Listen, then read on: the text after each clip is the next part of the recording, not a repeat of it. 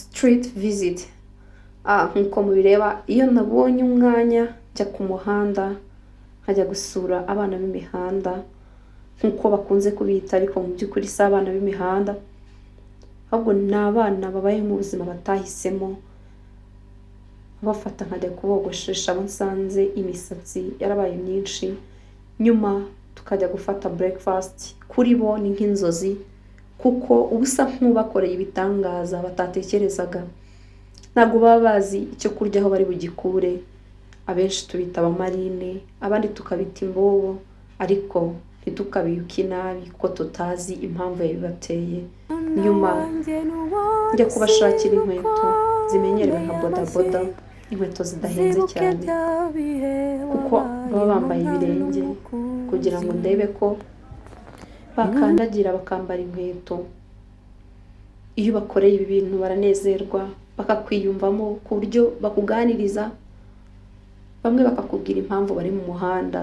So ntimukabiyuke nabi, ntimukabiture inabi. Umwana ntakakugane akubwira ko ashonje umwirukane, ahubwo uzamuha icyo ufite nicyo azakira. Murabona ko izo nkweto ntabwo ari inkweto zihenze, ariko mu bushobozi bukeya Imana yampaye nabaguriye inkweto. N'abana nasanze ku muhanda turaganira, ubu babaye inshuti zanjye. Nyuma yo kubona inkweto nabajyanye gufata icyo kurya, mbigisha gusenga mbere yo kurya.